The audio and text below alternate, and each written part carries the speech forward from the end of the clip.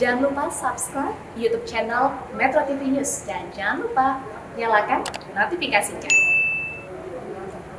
Makassar to the rescue tadi ya Pak ya, bersama-sama bergandengan tangan untuk maju dan bangkit kembali. Terutama di era geliat dari pandemi COVID-19 ini. Dan satu yang penting adalah mengenai pariwisata. Ya. Ini sudah mulai buka ya Pak untuk domestik maupun mancanegara ya? Ya alhamdulillah Makassar itu kalau kita lihat dalam struktur pariwisata, destinasinya tidak sebanyak yang lain. Cuma kalau kita bicara gastronominya atau makanannya, nah ini saya kira di setiap waktu menu makan pun Makassar itu cukup unggul. Setuju Pak, saya termasuk pencinta makanan di sana. Karena kami misalnya ikan bakar. Di tempat lain kalau ikan bakar ya insya Allah terbakar. Dan kadang-kadang kan lebih banyak bumbunya daripada jadi makan ikan, makan udang, makan cumi sama rasanya karena rasa bumbu. Makassar tidak. Kalau makan ikan itu very juicy.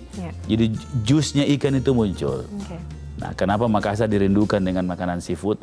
Begitupun tapi daging juga tidak kalah karena kita ada palu basah, ada konro, ada coto, banyak. Ini jangan-jangan yang nonton kita langsung mencari makanan Makassar. Tapi kan kita bicara sektor pariwisata itu kan bicara juga mengenai sektor penunjang kan Pak sebetulnya. Iya benar sekali. Ini apakah semuanya sekarang sudah betul-betul siap? Iya, sekarang Makassar sudah normal, bahkan ada sebuah kondisi yang baru karena kita punya pengetahuan tentang mitigasi risiko terhadap pandemi. Jadi ada kesadaran-kesadaran, ada model-model adaptasi yang terbentuk secara langsung maupun tidak langsung di masyarakat.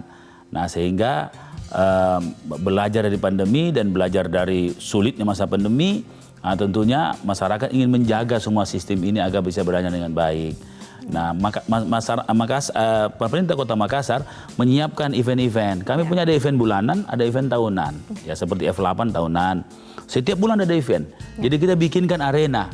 Nah, UMKM masuk, anak-anak kreatif masuk, ya termasuk startup kecil masuk semua.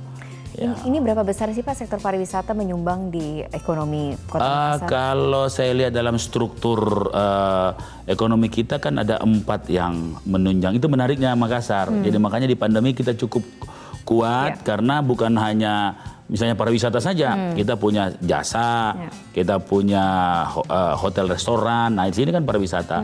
Kita punya properti dan kita punya perdagangan. Jadi ada 4. Itu sekitar 14 sampai 17%. Oke, 14 sampai 17% itu sangat membantu juga ketika kemudian sekarang sudah mulai recovery ya Pak ya. Iya, benar. Ini metaverse masuk ke sana juga tidak Pak sektor pariwisata? Saya selalu penasaran karena bicara dengan Pak Dean ini bicara mengenai Makaverse ya Pak sebutannya. Makaverse. Makassar Metaverse. Makassar Metaverse. Kami punya konsep sebelumnya. Kenapa kami confidence membuat Metaverse atau ikut dengan Metaverse? Ini barang baru dan sedikit orang yang belum banyak yang paham soal ini. Karena kami punya Sombernya Smart City. Kami mencoba memodifikasi sebuah sistem Smart City yang customized, yang sesuai dengan kebutuhan kita. Karena kita nggak punya dana yang cukup untuk itu, makanya kita buat yang very customized, yaitu Sombernya Smart City. Pengalaman inilah kemudian kami mempersiapkan transformasi ke Makaverse atau Makassar Metaverse. Termasuk mulai dari lorong wisata ini.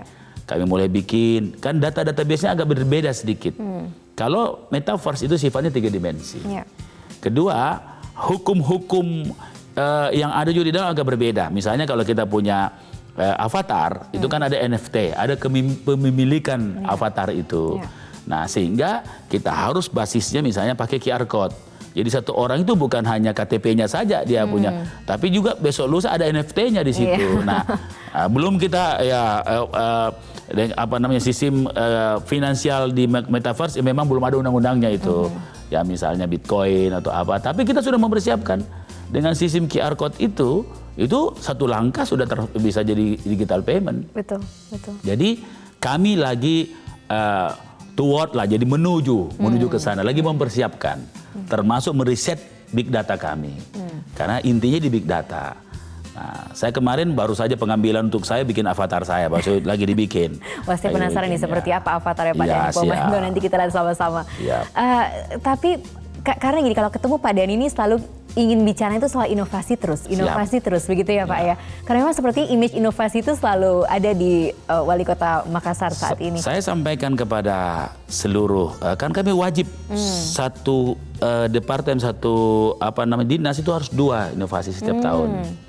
Urutannya pun gampang. Pertama, kenali masalah yang paling besar yang dalam otoritasnya dia.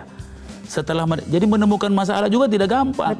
Betul. Setelah mereka menemukan 2 masalah besar, didiskusikan lewat pentahelix. Temukan solusi. Setelah solusi, di packaging membuat inovasi. Jadi solusi itu belum tentu inovasi, tapi inovasi pasti solusi. Nah, setelah di inovasi, mereka bikin aplikasi. Kemudian mereka masuk ke big data. Nah, jadi kami sangat customize. Jadi kami menemukan masalah. Jadi digitalisasi adalah solusi. Digitalisasi adalah inovasi. Kira-kira. Yang terbaru apa Pak Dhani inovasi dari Kota Makassar? Inovasi yang terbaru yang kami persiapkan adalah inovasi tentang lorong wisata. Bagaimana UMKM. Ini juga perintah Presiden. Bagaimana dia transformasi ke digital. Kita punya inkubator. Menarik inkubator kami jadi off taker. Karena orang-orang kecil itu menurut riset kami, satu kata kunci, apakah produk kami dibeli atau tidak.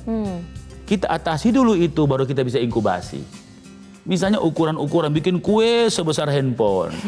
Satu kali makan murah, orang kenyang nggak mau makan kue lagi. Padahal bisa dibagi 6 di situ, harganya sama. Bisa rasanya berbeda-beda. Jadi orang bisa punya, sekarang kan di makanan itu bukan kenyangnya tapi rasanya. Nah, itu kan hasil riset kita. Nah, itulah yang kita inkubasi menjadi startup lorong namanya, startup kecil. Nah, kami melayani lorong-lorong itu dengan mobil listrik yang kami ciptakan sendiri. Nah, ini sementara dirakit. Terus hasil inkubasi itu yang kami beli semua produk itu, kami siapkan motor listrik setiap RW. Jadi kira-kira kayak Mart itu, tapi ini berjalan. Semua kebutuhan di Mart ada di situ.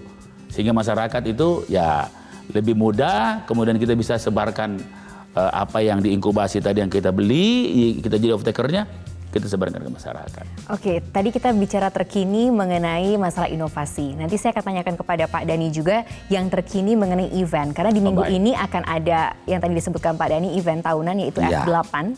Dan ini disebut sebagai salah satu event terbaik versinya Kemenparekraf.